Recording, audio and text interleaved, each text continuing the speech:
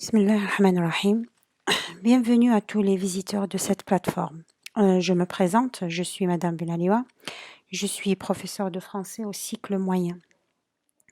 Donc j'ai prévu pour vous des cours de révision pour l'examen du BEM, pour vous faciliter un petit peu la préparation pour cette échéance. Pour ce premier cours, je vous propose une révision générale en essayant de toucher les points essentiels du projet 1 et du projet 2. Pour le plan de travail, on va voir c'est quoi qu'un texte argumentatif, l'organisation de l'argumentation et les outils linguistiques.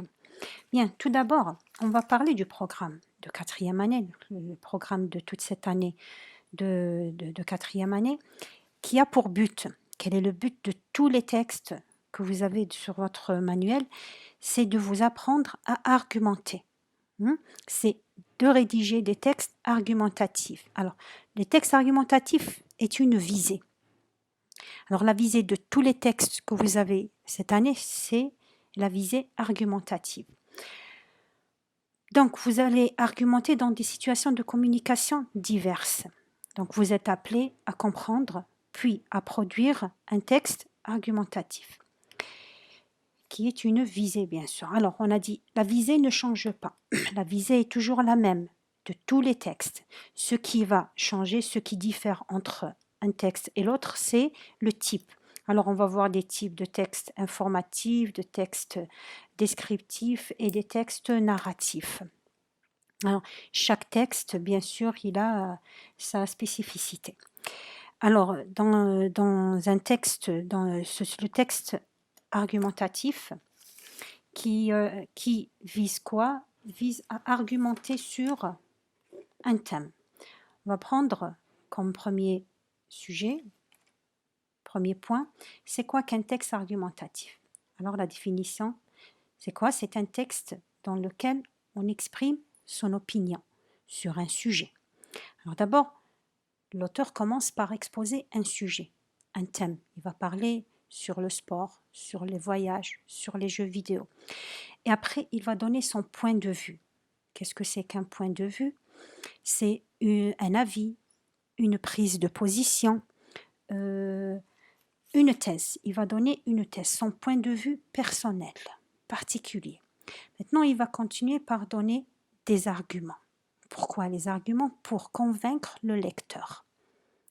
Il va commencer par un sujet, il va donner son opinion sur un sujet, et après donner des arguments pour convaincre le lecteur, celui qui lit son paragraphe, sur ce sujet. Maintenant, pour rédiger un texte argumentatif, on a une organisation, on a un schéma. Comment est organisé un texte argumentatif? D'abord, le texte argumentatif se décompose en 3 parties. Une introduction, un développement et une conclusion. Alors, on commence par une introduction. Dans une introduction, c'est la première partie de tout texte argumentatif. Que fait l'auteur? Qu'est-ce qu'on fait si on veut écrire un texte, si on veut rédiger un texte argumentatif? J'écris quoi? Je commence par faire quoi dans une introduction? J'expose un thème, un sujet. Et après, on exprime le point de vue, un avis, une opinion, une thèse. Par exemple, on donne un exemple. Selon moi, les jeux vidéo sont dangereux pour la santé des enfants. Regardez bien cette phrase qui commence par selon moi. Selon moi est une expression qui montre que là, c'est l'opinion personnelle, particulière de l'auteur. Et ce n'est pas une opinion ou bien un avis basé sur une autre personne, ou bien sur une revue, ou bien sur un avis d'une autre personne. C'est un avis personnel. On peut remplacer selon moi par à mon avis, à mon opinion, je pense, je crois, je suis persuadée quand l'auteur est sûr de son opinion. Maintenant, regardez la suite de la phrase. Les jeux vidéo sont dangereux pour la santé des enfants. Si on veut voir cette phrase, si on veut bien étudier cette phrase, on peut relever deux choses à partir de cette phrase. On peut relever deux choses. La première chose, c'est le thème, le sujet. Et la deuxième chose, la thèse. Et ce sont deux questions qui se répètent très souvent dans un sujet de BEM. Souvent, ou bien presque toujours, on pose ces deux questions. On cherche à savoir ces deux questions dans le sujet de BEM. Quel est le thème? Quelle est la thèse? Et où on trouve la réponse? Dans l'introduction, c'est-à-dire la première partie d'un texte argumentatif. Alors, si on veut chercher ici quel est le thème, bien sûr, c'est les jeux vidéo. De quoi on parle? De quoi parle l'auteur ici dans cette phrase? Il parle des jeux vidéo. Maintenant, que pense l'auteur des jeux vidéo? Alors, il pense quoi? Les jeux vidéo sont dangereux pour la santé des enfants. Et c'est là la phrase qui représente la thèse. Je répète, c'est la phrase qui représente la thèse. Et la réponse se trouve dans l'introduction. Maintenant, la deuxième partie, c'est le développement. Que fait l'auteur dans le développement? Alors, après avoir exposé sa thèse sur un sujet, maintenant, il va chercher à convaincre. Il va convaincre le lecteur par donner des idées, des preuves, des raisons. Il va donner des preuves pour dire que là, son opinion donnée ou bien sa thèse donnée dans l'introduction est juste, qu'il a raison. Et pour prouver qu'il a raison, il va utiliser des arguments. 2 à 3 à 4 arguments. Ça peut aller jusqu'à 5 arguments, mais généralement on trouve 3 arguments. Alors comment est classé ces arguments-là? Les arguments sont classés, ordonnés par des connecteurs. Alors les connecteurs ici viennent ordonner les arguments. Alors, premier exemple des connecteurs, ce sont aussi des articulateurs chronologiques. Pourquoi je dis chronologiques? Parce qu'ils sont ordonnés du premier, deuxième, troisième, donc c'est chronologique. Alors, on peut donner un premier exemple de connecteur, d'abord, ensuite, par ailleurs, enfin. Voyez, là, ce sont 4 connecteurs qui viennent ordonner 4 arguments. Deuxième exemple de connecteur, d'une part, d'autre part, en outre. Ici, par exemple, il y en a 3. On peut utiliser un autre exemple de connecteur en premier lieu, en second lieu, en dernier lieu. On peut trouver aussi premièrement, deuxièmement, dernièrement. Là, c'est des connecteurs. Et les connecteurs se trouvent toujours au début de l'argument. On commence par le connecteur et après, on le suit par un argument. Maintenant, l'argument peut être suivi, peut être expliqué, peut être illustré par un exemple. Alors, on peut ajouter un exemple. Pourquoi? Pour illustrer un argument. Alors, là, l'exemple qui vient faire quoi? Qui vient expliquer, qui vient illustrer un argument, j'ai dit. On continue avec un exemple. Toujours, on parle des jeux vidéo. Alors, pour prouver que l'opinion de l'auteur est juste, il va maintenant donner des arguments.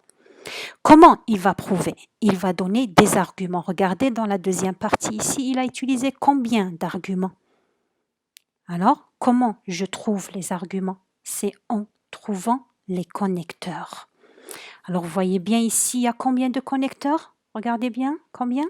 3, très bien. Alors, les 3 arguments sont introduits par des connecteurs. Le premier connecteur, c'est tout d'abord. Le deuxième, ensuite.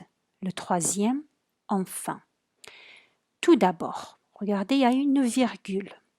On continue à lire la suite de la phrase. Les jeux vidéo peuvent nuire à la santé. Et on s'arrête à la virgule.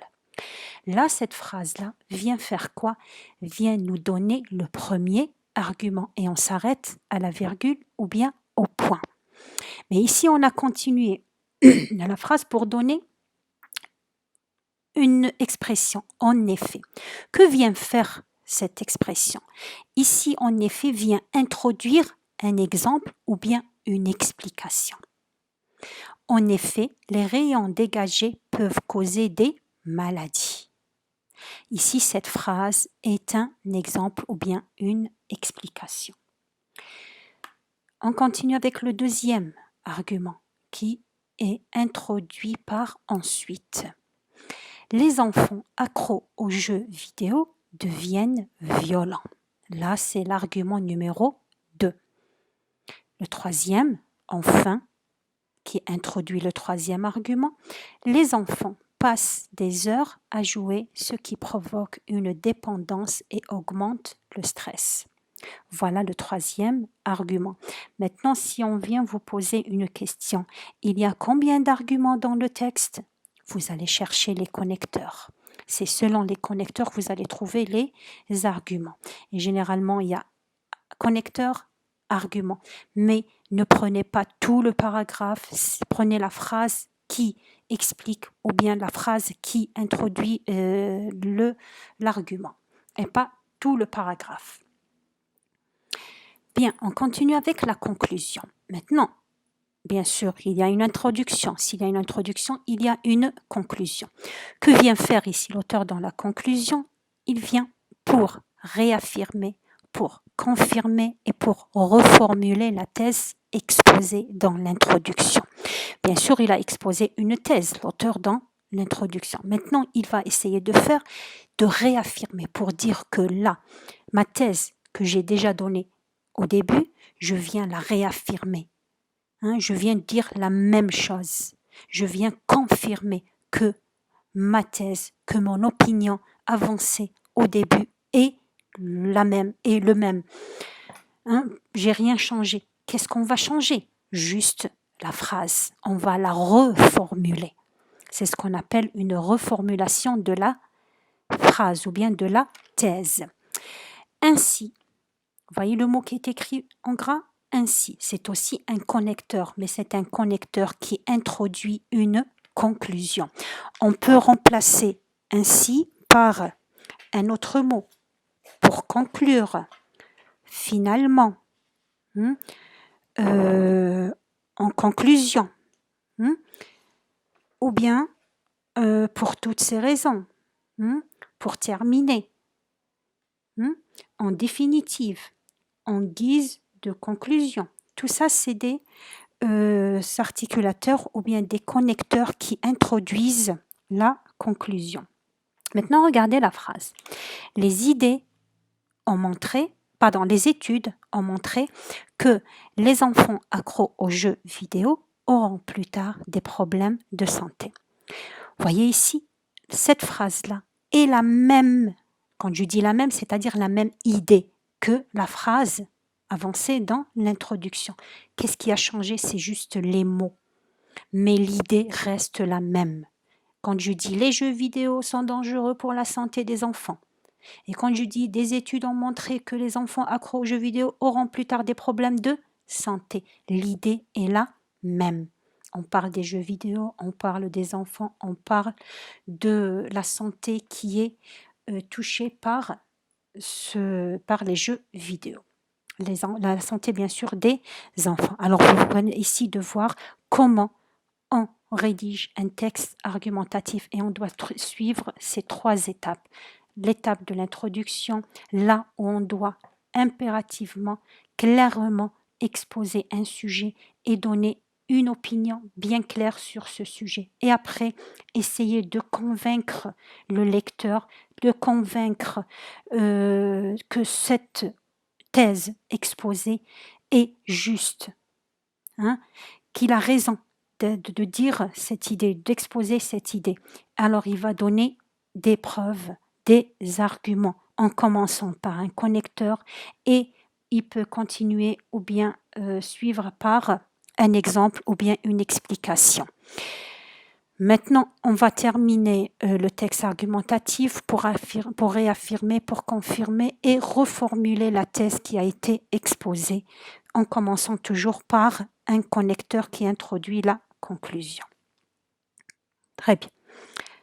On enchaîne avec les outils. Bien sûr, pour rédiger un texte argumentatif, on a besoin d'outils.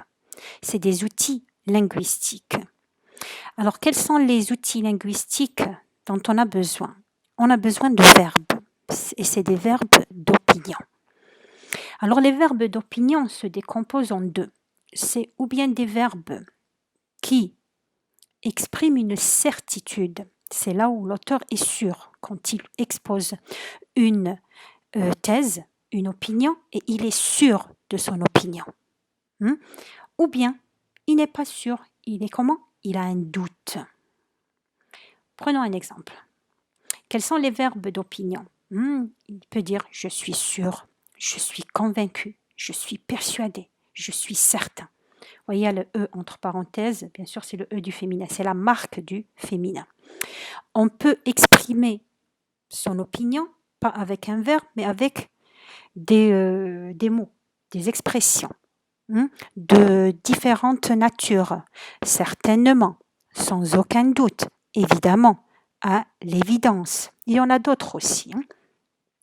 Maintenant, si l'auteur n'est pas sûr, il a un doute, il n'est pas sûr, il peut utiliser comme verbe « je doute »,« je suppose »,« je ne suis pas sûr »,« je ne suis pas convaincu » dans la forme négative de la phrase. Maintenant, il y a d'autres expressions aussi à part les verbes. On peut utiliser d'autres outils à part les verbes, c'est peut-être, probablement, vraisemblablement, tout en moins. Alors tout ça, c'est des outils utilisés bien sûr dans l'introduction pour donner son opinion, ou bien avec certitude, ou bien avec doute. Ça, c'est le premier outil. Le deuxième outil, ce sont les modalisateurs. Alors, qu'est-ce que c'est que les modalisateurs? Ce sont des mots, et ce sont des mots utilisés pour défendre une thèse ou un argument. Quand je dis défendre, on ne défend pas toujours une thèse, ou bien on défend, ou bien on réfute une thèse ou un argument. Alors, comment défendre une thèse, ou bien comment réfuter une thèse? Alors, pour défendre une thèse, on a besoin d'un vocabulaire, on a besoin de mots, d'expressions. Alors, pour défendre une thèse ou un argument, on utilise un lexique. Et ce lexique, on l'appelle le lexique mélioratif. C'est-à-dire quoi qu'un lexique mélioratif? C'est un lexique qui est en faveur de la thèse. Donc, il décrit positivement un thème. Il décrit positivement un thème. Exemple, charmant, hospitalier, beauté, enchantement. Tous ces mots, ce sont des mots qui décrivent positivement un thème. Et ce sont des mots qui peuvent être de nature différente, c'est-à-dire des noms, des adjectifs, des adverbes, des expressions.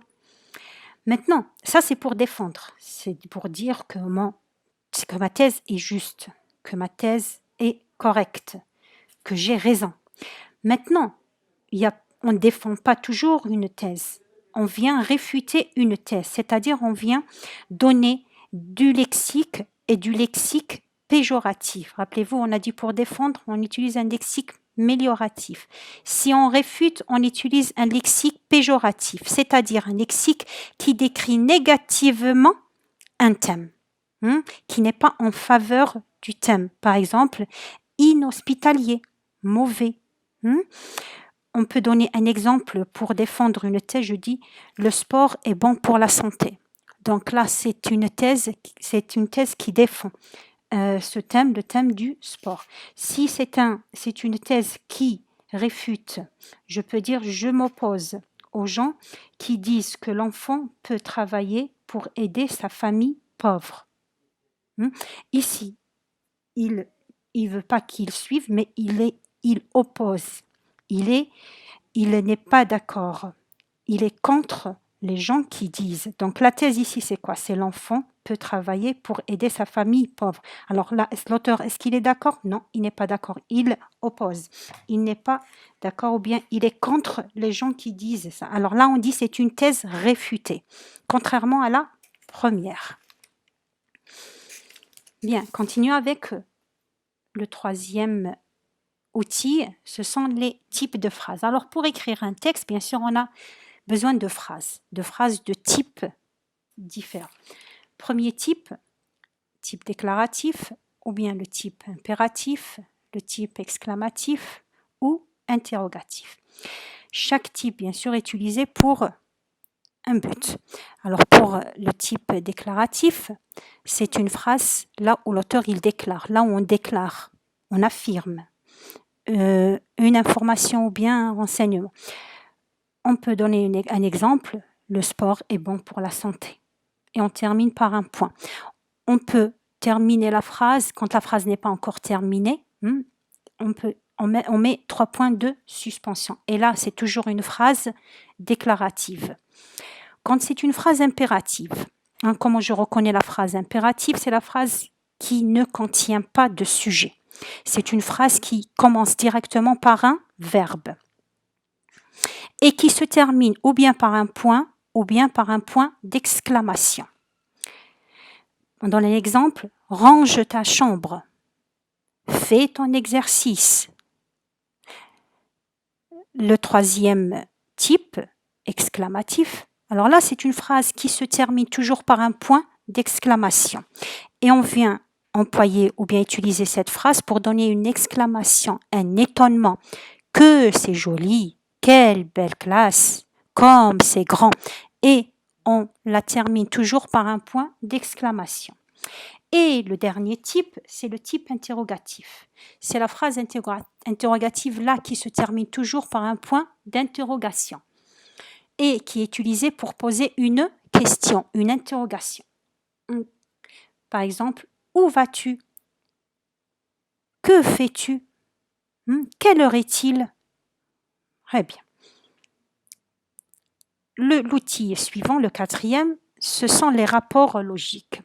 Bien, il y a plusieurs rapports logiques, mais on a prévu pour la révision, étant donné que vous n'avez fait que le premier projet et le deuxième projet, là on a vu que 3 rapports, c'est le rapport de cause, de conséquence et de but.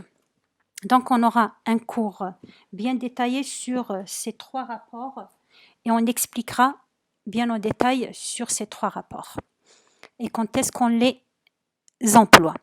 Le 5e outil, c'est la ponctuation. Maintenant, pour la ponctuation, il y a plein de ponctuations et un texte sans ponctuation est un texte qui n'a aucun sens. On ne peut comprendre un texte s'il n'y a pas de ponctuation. Le point, si la phrase n'est pas terminée et qu'on continue à parler sans mettre de point qui marque la fin de la phrase n'a aucun sens. Si c'est une phrase, une question et on n'a pas mis de point d'interrogation, on ne peut comprendre que c'est une phrase interrogative. S'il n'y a pas des 2 points qui introduisent les paroles, on ne peut comprendre. Donc, la ponctuation est très importante dans le paragraphe. Les temps et les modes. Maintenant, quand on écrit un texte, bien sûr, les verbes sont conjugués. On va les conjuguer et les conjuguer à des temps et à des modes différents. Bon, pour les temps qu'on va voir pour ces 2 projets, c'est le présent, l'imparfait, le futur et le futur antérieur. Étant donné, ce sont les temps que vous avez vus pendant le premier trimestre et le deuxième trimestre. Et pour les modes, on va faire une révision sur le mode du subjonctif. Donc, attendez-moi les prochains cours pour faire des révisions et bien détaillées sur ces 2 cours. À la prochaine pour le prochain cours, Inch'Allah.